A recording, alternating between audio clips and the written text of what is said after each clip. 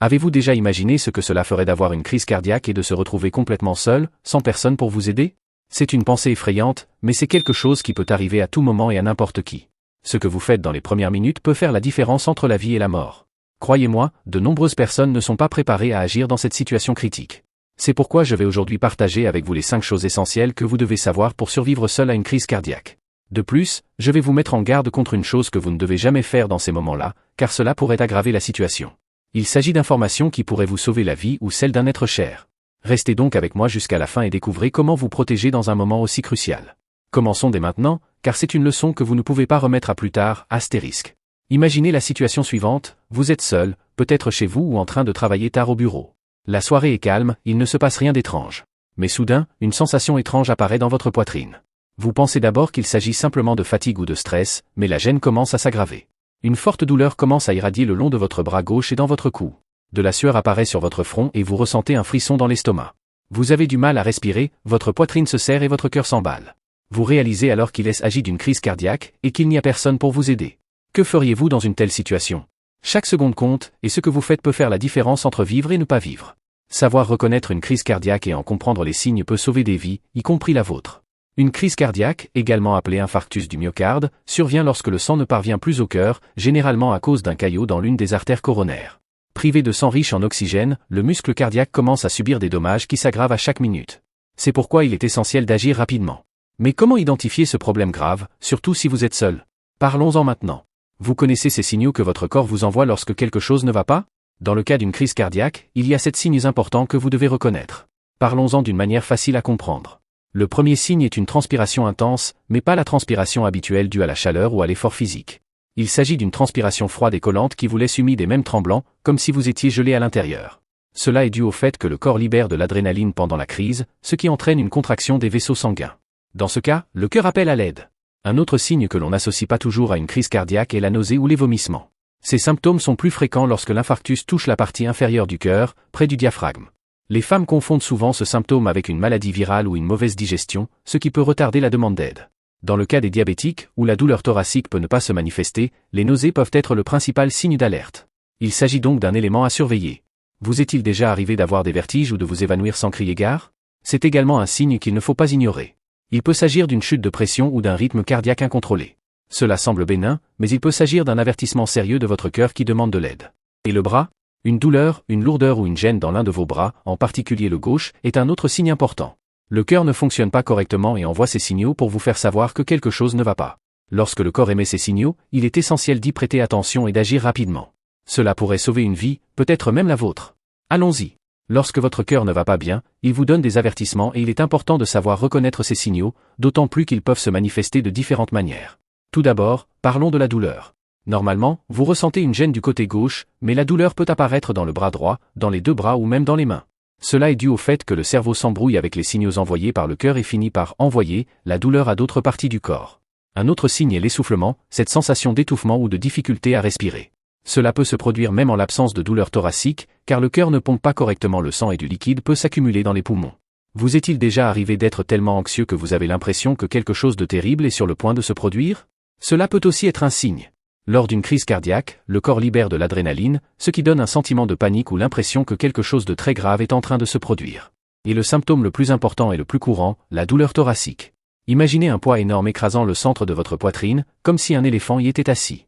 Cette douleur peut durer plusieurs minutes et s'étendre aux bras, à la mâchoire, au dos ou aux épaules. Ce n'est pas une douleur normale, c'est quelque chose que vous n'avez jamais ressenti auparavant. Si vous ou quelqu'un d'autre présente ces symptômes, la chose la plus importante à faire est d'obtenir immédiatement une aide médicale. Appeler les urgences, c'est sauver des vies.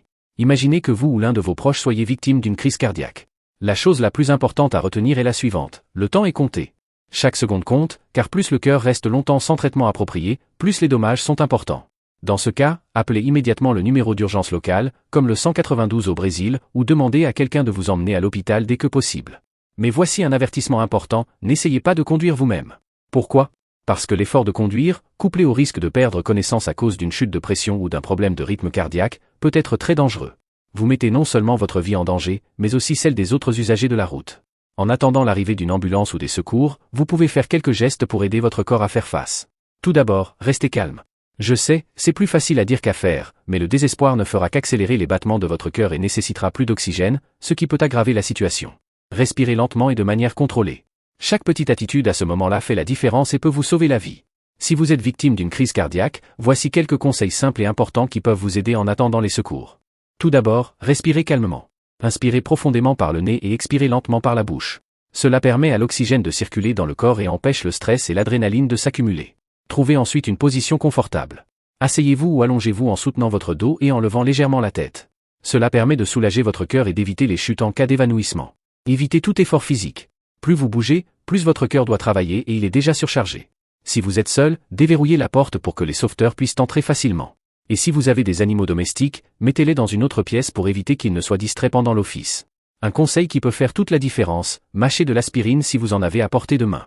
Mais ne le faites que si vous n'êtes pas allergique. L'aspirine aide à empêcher les caillots de grossir, ce qui donne au traitement une meilleure chance d'être efficace lorsque vous arrivez à l'hôpital. Une faible dose, environ 81 mg, suffit. Ces mesures sont simples, mais elles peuvent sauver des vies en attendant les secours. N'oubliez pas, chaque détail compte. En cas d'infarctus, un geste simple peut être très utile, mâchez de l'aspirine. Si vous n'êtes pas allergique et que vous en avez à portée de main, prenez 2 ou 3 comprimés de 81 à 100 mg, les petits, et mâchez-les bien avant de les avaler. La mastication permet aux médicaments d'être absorbés plus rapidement par l'organisme et d'agir plus vite. Mais voici un conseil important, si vous n'avez pas d'aspirine sous la main, ne perdez pas de temps à en chercher. Le plus important est d'appeler à l'aide. Lorsque l'équipe médicale arrivera, elle apportera les médicaments nécessaires. Et puis, il y a un mythe qu'il faut démentir. Vous avez peut-être entendu dire qu'une forte toux pouvait relancer le cœur lors d'une crise cardiaque. C'est un mensonge. Cette idée de réanimation par la toux n'a aucun fondement scientifique.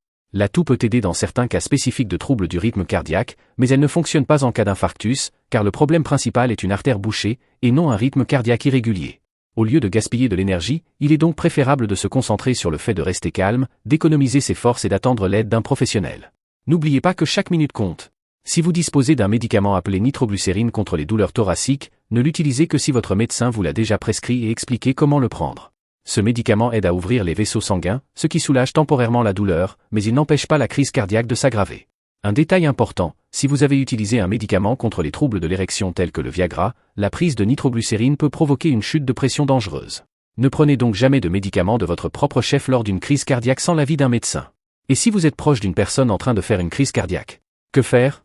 1. Appelez immédiatement les services d'urgence. Expliquez clairement et rapidement la situation, y compris les symptômes que présente la personne. 2. Si la personne s'effondre et cesse de respirer, commencez les compressions thoraciques. Placez vos mains au centre de la poitrine de la personne, l'une sur l'autre, et appuyez fortement et de manière rythmée, à raison de 100 à 120 compressions par minute, pensez au rythme de la chanson « Stayin' Alive ». Gardez les bras tendus et utilisez le poids de votre corps pour exercer une pression suffisante. Ne vous arrêtez pas avant l'arrivée de l'ambulance ou jusqu'à ce que la personne recommence à respirer. Ce geste rapide peut sauver une vie. Oh, et voici un fait amusant, la crise cardiaque et l'arrêt cardiaque sont deux choses différentes. Vous voulez connaître la différence ? Une crise cardiaque survient lorsqu'une artère transportant le sang vers le cœur se bouche, empêchant le muscle de recevoir de l'oxygène. L'arrêt cardiaque, quant à lui, se produit lorsque le système électrique du cœur est complètement défaillant, ce qui entraîne l'arrêt des battements cardiaques. Un arrêt cardiaque peut parfois être causé par une grave crise cardiaque, mais le traitement est différent. En cas d'arrêt cardiaque, il faut agir rapidement et utiliser un défibrillateur, ces appareils qui donnent un choc à la poitrine, pour que le cœur recommence à battre. Ces défibrillateurs, appelés DEA, défibrillateurs externes automatisés, sont très faciles à utiliser et disposent d'instructions audio pour guider n'importe qui, même les non-professionnels de la santé. Les médecins appellent cela « l'heure d'or », les 60 minutes qui suivent l'apparition des symptômes d'une crise cardiaque. C'est le moment le plus important pour demander de l'aide, car les traitements tels que les médicaments pour dissoudre les caillots ou les procédures pour débloquer les artères sont plus efficaces pendant cette période. Mais cela n'est possible que si vous reconnaissez les signes et agissez rapidement. Se souvenir de ces différences et agir au bon moment peut donc sauver des vies. Si vous pensez que vous êtes en train de faire une crise cardiaque, vous devez être ferme et vous assurer que vous recevez les bons soins. Lorsque vous arrivez à l'hôpital, demandez un électrocardiogramme, ECG, et des analyses de sang. Ces examens permettent de confirmer ou d'infirmer la présence d'une crise cardiaque. Ne laissez pas les symptômes être traités comme de l'anxiété ou une mauvaise digestion. Des études montrent que les femmes et les jeunes sont plus susceptibles d'ignorer les signes, ce qui peut retarder le traitement et augmenter les risques. C'est pourquoi la connaissance est le pouvoir. Savoir reconnaître les signes et agir rapidement peut sauver des vies, la vôtre ou celle d'un proche. Mais savez-vous ce qui est encore mieux que d'agir rapidement en cas d'urgence ? Prévenir une crise cardiaque avant même qu'elle ne se produise. De petits changements dans la vie de tous les jours peuvent protéger votre cœur pendant longtemps. Commencez par vous occuper de vos facteurs de risque. Arrêtez de fumer si c'est le cas. Contrôlez l'hypertension artérielle, le diabète et le cholestérol. Évitez l'excès de poids. Et bouger. Un corps actif aide le cœur à mieux fonctionner. En outre, une alimentation saine est essentielle. Privilégiez les aliments naturels et riches en nutriments tels que les fruits, les légumes, les céréales complètes et les protéines maigres. Prendre soin de son cœur n'est pas compliqué, mais cela fait toute la différence. Plus tôt vous adopterez ces habitudes, moins vous risquerez de rencontrer des problèmes à l'avenir. Votre cœur vous remerciera. Saviez-vous que bien manger et bouger est très important pour prendre soin de votre cœur? Pensez Y de la manière suivante. Choisissez des aliments qui viennent de la nature, comme les fruits, les légumes, les céréales complètes, les protéines maigres et les bonnes graisses. Ces bonnes graisses se trouvent dans l'huile d'olive, les noix et les poissons contenant des oméga 3. Évitez les aliments trop transformés, pleins de sucre ou de mauvaises graisses, car ils peuvent encrasser vos artères. De petits changements dans votre alimentation peuvent faire une grande différence. Vous pouvez réduire votre taux de cholestérol, contrôler votre glycémie et améliorer la santé de votre cœur en modifiant simplement votre alimentation. Mais ce n'est pas tout, il est également essentiel de bouger. Essayez la marche rapide, la natation ou le vélo pendant 150 minutes par semaine. Si vous n'avez pas le temps, pas de problème. Des exercices rapides comme monter les escaliers ou faire des étirements vous aideront. Il est encore mieux de combiner la musculation et l'aérobic, car cela permet de renforcer les muscles et d'accélérer le métabolisme. N'oubliez pas le stress. Si vous êtes constamment stressé, votre corps libère une hormone appelée cortisol qui peut perturber votre tension artérielle, votre sommeil et même endommager vos artères. Alors respirez profondément, prenez soin de votre esprit et de votre cœur. Quand tu es stressé, ton corps se dérègle un peu, il est donc très important de trouver des moyens agréables de se calmer. Pourquoi ne pas essayer de respirer profondément, de faire du yoga ou même de pratiquer un passe-temps que vous aimez? Et tu sais ce qui t'aide beaucoup? Être entouré de ceux que tu aimes. Parler, rire et partager ce que vous ressentez fait toute la différence. Si vous en avez besoin, n'hésitez pas à demander de l'aide à un professionnel. Autre chose, il est essentiel d'aller chez le médecin de temps en temps, même si tout semble aller bien. Il peut déceler des signes cachés comme l'hypertension artérielle ou le mauvais cholestérol. N'oubliez pas de lui dire si un membre de votre famille a des problèmes cardiaques ou si vous avez des habitudes qui pourraient être dangereuses. Des choses comme mal dormir à cause de l'apnée peuvent aussi être néfastes pour votre cœur, c'est pourquoi il est bon de se renseigner. Si vous avez besoin de médicaments, suivez les instructions du médecin, sans sauter de dose ni arrêter de votre propre chef, d'accord? Cela peut entraîner de graves problèmes. Et avant de prendre une vitamine ou un médicament, demandez toujours à votre médecin de s'assurer qu'il n'y a pas de conflit. Ainsi, vous prendrez soin de votre cœur et vous vivrez plus léger et en meilleure santé. Écoutez, quand il s'agit du cœur, il est très important d'agir vite. Si le cœur ne reçoit pas assez d'oxygène, il commence à souffrir très rapidement. C'est pourquoi, plus tôt tu consulteras un médecin, mieux tu pourras éviter de graves problèmes à l'avenir, tels qu'un cœur affaibli. Après une crise cardiaque, la guérison dépend de 3 choses, suivre le bon traitement, réhabiliter le cœur et changer définitivement certaines habitudes de vie. Le plus important est d'être à l'écoute de son corps. Si vous ressentez quelque chose d'étrange, comme une douleur thoracique, une difficulté à respirer ou une fatigue qui ne disparaît pas, n'attendez pas de voir si cela s'améliore tout seul. Rendez-vous d'urgence à l'hôpital. Il vaut mieux découvrir qu'il s'agissait d'une simple frayeur que de l'ignorer et de se retrouver face à quelque chose de grave. Si un membre de votre famille est exposé à des problèmes cardiaques, parlez-en ouvertement. Apprenez à chacun à reconnaître les signes de danger, à prendre soin ensemble de leur santé et encouragez-les à se faire examiner régulièrement. Et si vous vivez avec une personne qui présente déjà ces risques, le fait d'être proche, vigilant et préparé peut sauver des vies. Saviez-vous que des vies peuvent être sauvées grâce à quelques gestes simples à la maison? Si un membre de votre famille a des problèmes cardiaques ou a déjà souffert d'une maladie cardiaque, il vaut la peine d'avoir de l'aspirine et un défibrillateur automatique, qui aide le cœur à battre à nouveau en cas d'urgence. Ces articles peuvent faire une énorme différence en cas de besoin. Parlons maintenant d'espoir.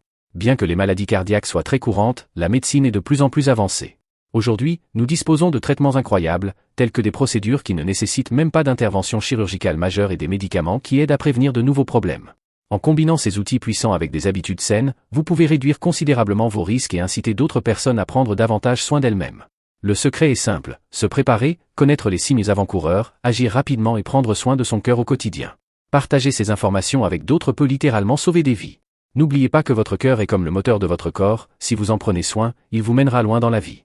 Si vous avez apprécié ces conseils, n'hésitez pas à les aimer, à vous abonner à la chaîne et à les partager avec vos proches. Ainsi, tout le monde saura comment prendre soin de sa santé.